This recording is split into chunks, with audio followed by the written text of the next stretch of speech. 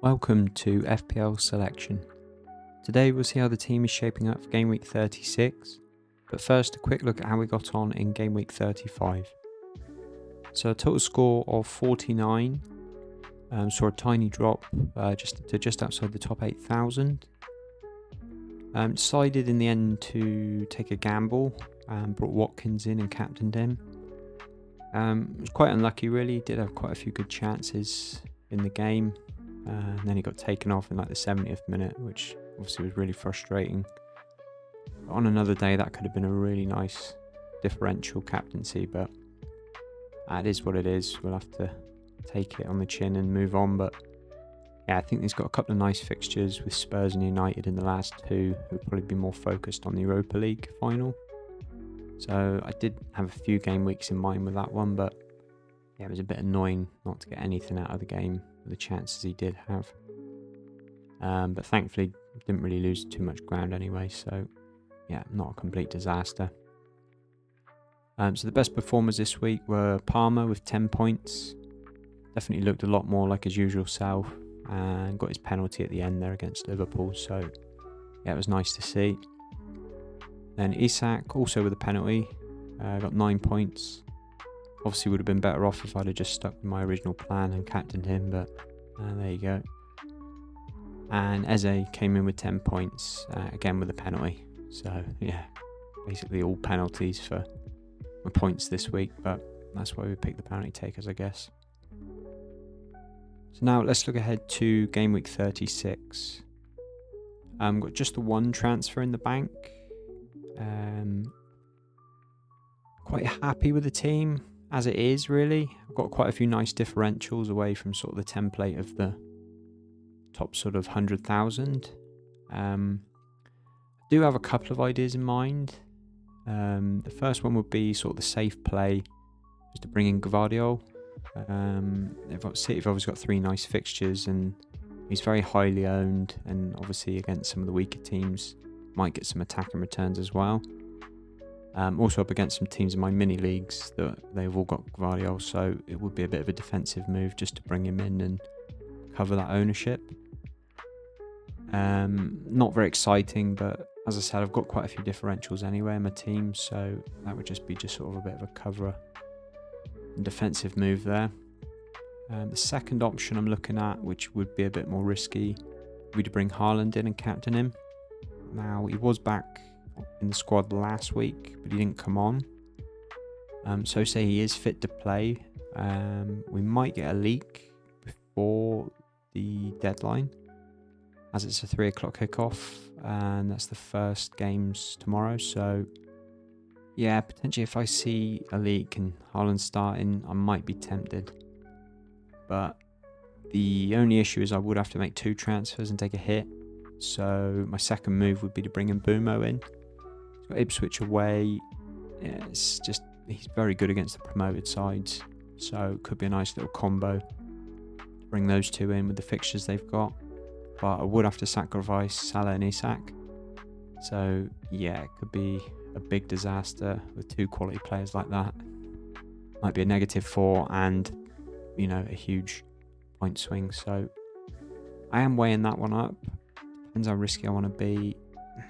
It's going to be one of them. I'll probably get close to the deadline and get all excited and just do it. But definitely some big risks there, but the rewards could be really nice. And I'm really disappointed to be down at 8,000 now. So something like that might be a last chance to try and get somewhere close to the top 1,000. So anyway, moving on now to the team. And first, let's take a look at the defence. So I'm playing Sells this week, obviously with Leicester at home. Now, this is primarily one of the reasons why I had Sells as my second goalkeeper on the wildcard, was to double up on the Forest defence for these last few fixtures. Leicester at home, obviously pretty goal shy at the moment. Although now they are relegated, it does sort of take the pressure off of them, and I know Vardy's looking for his 200th goal, so maybe it's not the dead cert that it might have been a few weeks ago, but definitely having the 2 Forest defenders is going to be quite nice for this week. And Kirkes at home to Villa. Now, Bournemouth, I'm not too confident on the defence at the moment, but as always, I keep saying Kirkers is there as a, he's almost an attacker as well, so Villa can be caught out on the break, and he's quite a quick player there. If he gets in behind, might be able to serve up something for the players in the middle. But again, I've just sort of kept him there in the last couple of fixtures. Going to be very nice for Bournemouth, so yeah, I think just based on his attacking potential, that's why I'm playing him again this week. And Williams, obviously as mentioned before, it's a double up on Forest against Leicester. Now, he did have a attack and return last week, so that was really nice to see as well. Sort of saved my game week a little bit along with Eze in that game. So he is starting to get forward a little bit more and getting these assists, which is nice to see. But primarily I want a clean sheet this week, so yeah, fingers crossed on that one. Then Munoz is away to Spurs. Now, this could be a perfect fixture for Palace. They've been really good away from home for a good second half of the season, really. And Spurs obviously have made it to the Europa League final. I imagine there's going to be, a few tired legs in the squad, depending on how much rotation they do for this game. But I just think their mind's going to be elsewhere. There's nothing really for them to play for. And, Palace are warming up for the cup final as well. Fully rested. I just think there's going to be plenty of chances in this for them, and obviously Munoz is very attacking as well, so see a few goals in this one, and yeah, potentially an attack and return for Munoz. He was very unlucky last week actually with the chances he had. So moving on to the midfield, and Salah is at home to Arsenal. Now obviously Liverpool have the league sewn up. They'll probably get the guard of honour in this game. So for Salah now, it's just about being greedy and going for his records. So yeah, I think it wouldn't be a great move to take him out, and I'm happy to keep him there. It's obviously, I think it's a fixture he's done quite well in the past. He does like the big games, but it is difficult to know how Liverpool are going to be if, a few of them have been on holiday this week, and will be interesting to see, what sort of team they do put out. But I think Salah's going to start all the rest of the games because he's going to be aiming for the records. And yeah, I'd be reluctant to transfer him out, as I've mentioned earlier, but yeah, I think he's a great hold for the rest of the season. Probably be my vice captain this week, I think, just for the sort of safety factor, and someone didn't show up that I do end up captaining him. And Eze is away to Spurs. Really happy that he got the penalty against Forest last week. As I said before, he's scored a few really nice goals in recent weeks, and you can see he looks fully fit now, and he's someone that can produce something out of nothing. And this game, as I mentioned earlier, I think Spurs away, it's going to be a great game full of goals. There's going to be plenty of chances there for Palace. Fully rested for a week as well. It's going to be a nice chance for them to get ready for the cup final, and I wouldn't be surprised to see a couple of returns here for Eze. Really happy to have him actually. It's a bit of a differential, I think. And Kluivert is at home to Villa.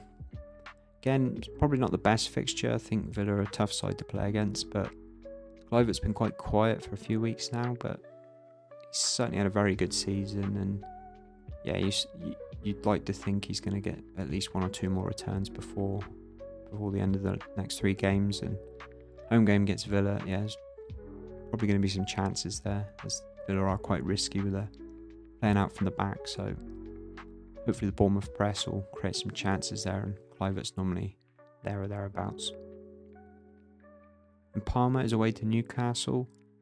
Obviously it's not a great fixture going away to Newcastle, but the way Palmer played last week, he sort of looked like he's back to his best, and so getting the penalty goal, you could see he was really delighted with that, and you wouldn't be surprised to see him now go on a little run and, try and solidify that Champions League place for Chelsea.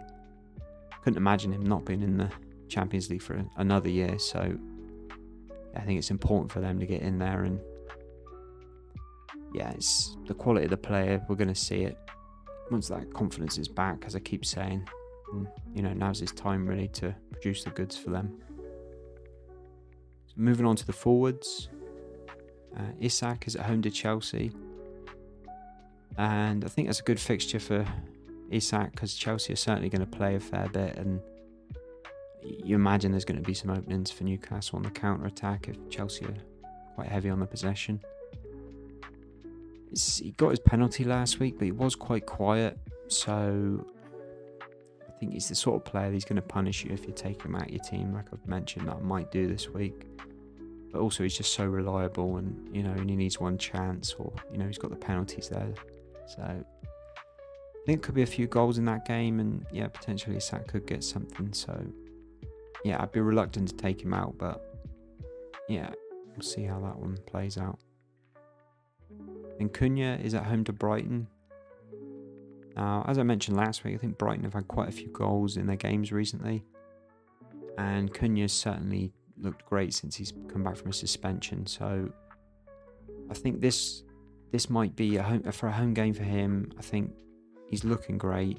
He's involved in everything for Wolves, and I think he's sort of trying to make a point that he wants to go to a bigger club, and he's in the shop window essentially. So I think Cunha's going to be my captain this week. He's just got all the routes to points. He generally gets 3 bonus if he gets any returns. So I think I need to keep pushing. So if I don't end up going for Haaland, I think Cunha's going to be my captain this week. Then Watkins is away to Bournemouth. Don't see that as a bad fixture for Villa. I think Bournemouth certainly aren't the strong defence that they were not so long ago. I think Watkins will want to make up for the misses from last week. He looked visibly frustrated when he came off on 70 minutes in the Fulham game. So yeah, as I said, I'm going to keep Watkins the rest of the season. He's got some good fixtures, and I think he's going to want to prove a point. He got dropped for Rashford before. He's got his chances now to start, and yeah, he's going to want to prove a point and show why he should be the number 1 still at Villa. So in summary, I think Cunha's going to be my captain, unless I do end up bringing in Haaland. If I bring in Haaland, I'll definitely captain him, and that'll be just based on if we get any team news that he's starting. And probably my vice captain will be Salah, just defaulting to Salah, I think, because I'm not really sure where else to go. Unless I do bring in Mbeumo along with Haaland, I'd probably vice captain Mbeumo, I'd say. Obviously, I'd transfer Salah out for Mbeumo at that point. That's it for this one. Thanks for watching, and we'll catch you on the next one.